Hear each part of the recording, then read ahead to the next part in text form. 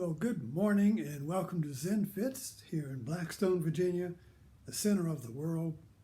But then you too are at the center of the world. But let's say ground zero is the center.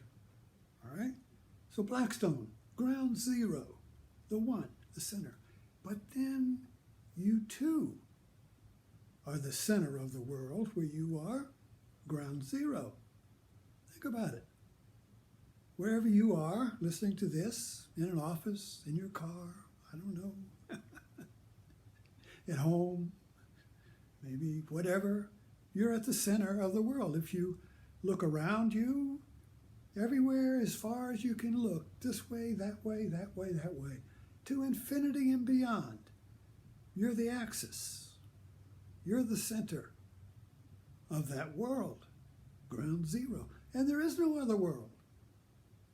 You know, wherever you think, imagine, whatever movie you look at, whatever you're doing, it's there, it's real because you know it. It's there, it's real because you know it. So what we know makes something real. We make the world real by knowing it. So we're all at ground zero. So you have to stop thinking in terms of, okay, I've got my little thing, but 10 minutes.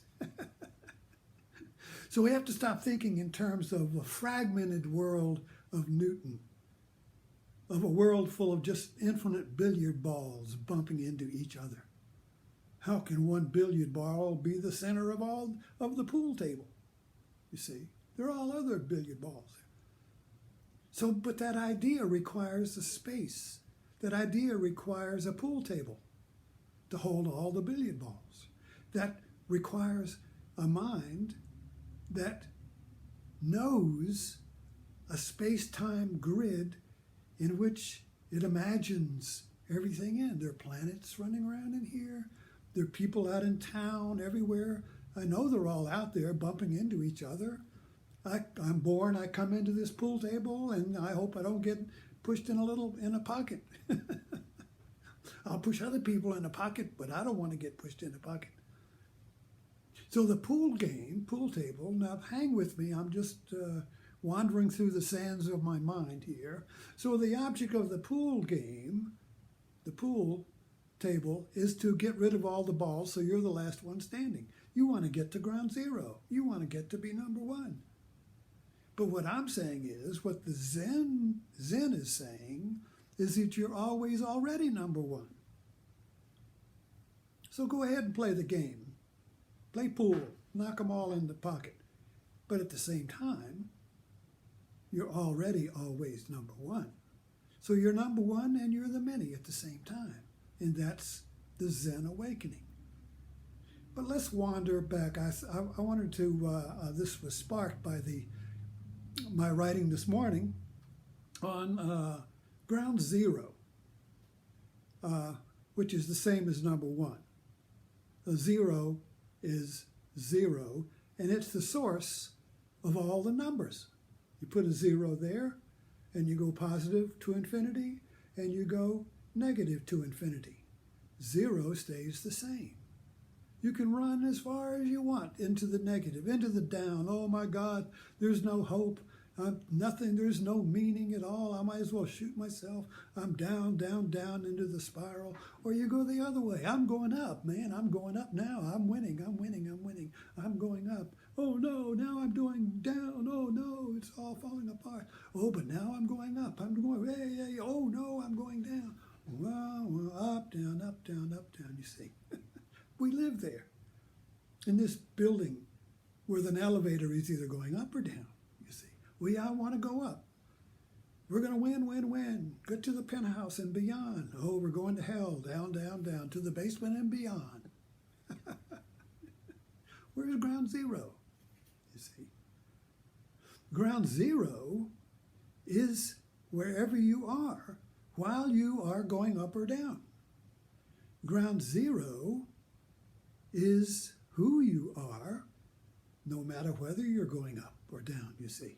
That changes everything. Because now you can play at the game of going up. Oh, I'm doing my business, everything's going along, and now nothing's going right. It's okay. Oh, K. O is the zero. I'm O, I'm ground zero, K. You see, I'm always okay. If I'm going up or down, I'm always at ground zero. It's kind of like, people, you play the games, say the elevator's broken and you push the elevator and you're going up and you think you're going up to a higher level and you open the door, you're at the same door, the same floor, you see. Oh, well, let me go down. You go down and you open the same floor, you see. So when you realize that we're always at ground zero, we're always seeing where we're at for the first time. It's always fresh. You open the door and, oh, this is I've never seen this floor before, but it's the same floor you were on. It's just we see it freshly. So ground zero makes us see everything for the first time, even though this is where we started. So at the end of our going up and down, we're where we started, ground zero. We're always on the ground floor, even though the mind is going up and down. So I thought about the Twin Towers. I don't know if I got a little time to get into that, because this is like a national metaphor now for me, for Zen. Because now we've got ground zero. It's a sacred place. It's empty. It's a big hole. It's sacred. Whereas before, we had these giant towers. If you ever seen the towers, Twin Towers, they were the most magnificent buildings in the world. They could never come down. They were like cosmic mountains. They were like Mount Everest. How could Mount Everest come down? How could that fall? How could that come apart? These things were wonders of the world, and yet some box cutters brought them down. What? How could that be? How could Mount Everest come down? And now there's a big hole, and we call it ground zero. You see? So the Twin Towers are metaphors for up and down, duality, positive, negative, going up, going down, going up, going down. Who stays the same? The elevator man. We used to have elevator men. Are you going up? Yes. Going down. He stays the same. We think I'm going up in the world. No, I'm going down now. I'm being promoted. I'm being demoted. Up, down, up the Twin Towers, up, down. You're going up, you're going down. Ground zero. Ground zero is the one that has no second. There's no second to zero. If there's a positive one, there's an opposite negative one, or negative one, positive one. Every positive number has an opposite negative. Ground zero has no opposite. Ground zero is the one, yet it's not one, it's empty. You see, so it's full and it's empty.